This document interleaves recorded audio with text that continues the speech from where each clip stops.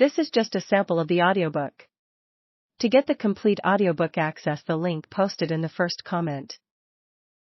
Brilliance Audio presents The Keeper of Happy Endings by Barbara Davis, performed by Hope Newhouse and Robin Seegerman. It couldn't be Sunday.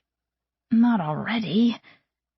Rory smacked the snooze button and fell back onto her pillow, wishing the day away.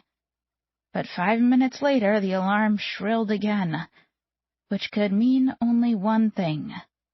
Somehow, another week had been swallowed whole, gone in a blur of takeout and old movies, interminable nights immersed in other people's happy endings.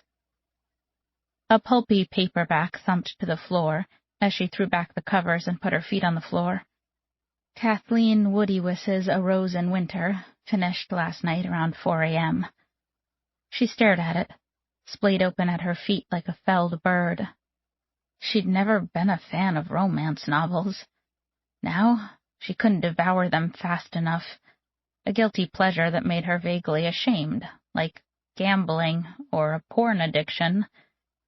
She scooped up the novel and tossed it into a wicker basket filled with a dozen more just like it, waiting to be taken to Goodwill. There was another box by the front door and a third in her trunk. Junk food for the brain, her mother called them, but her eyes were already sliding to the stack of new titles on the nightstand. Tonight, Johanna Lindsay's latest awaited. She poked through the jumble of unopened mail beside the bed, including the master's program course catalog she'd been doing her best to avoid, finally locating the steel and gold Rolex her mother had given her when she finished undergrad. As expected, it had stopped running, the date in the little magnifying bubble off by 3 days. She reset the time and slid it onto her wrist, then set her sights on a mug of strong coffee. No way was she facing today without caffeine. In the kitchen, she eyed her surroundings with a creeping sense of overwhelm.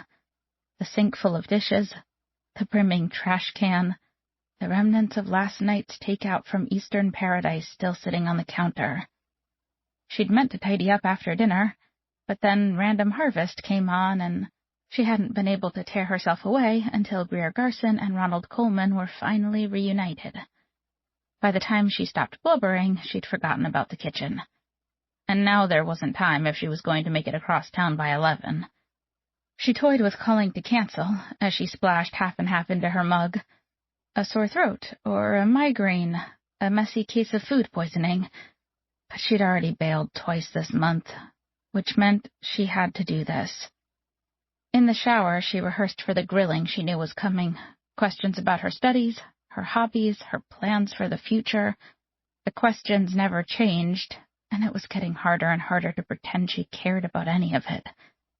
The truth was, she had no hobbies to speak of, dreaded the idea of returning to school, and her plans for the future were in serious doubt.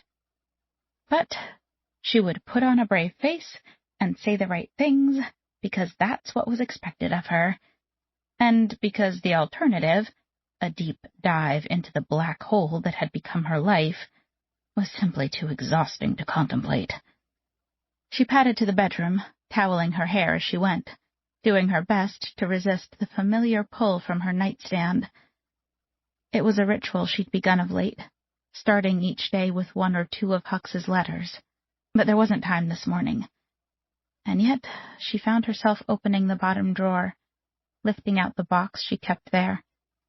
43 envelopes, addressed in his thin, sprawling script, a lifeline tethering her to him, keeping her from hitting bottom. The first had arrived in her mailbox just 5 hours after his flight left Logan. He'd sent it overnight delivery to make sure it arrived on the right day. He'd written another while sitting at the gate and one more while on the plane. They'd come nearly every day at first, before leveling off to 1 or 2 a week. And then they'd simply stopped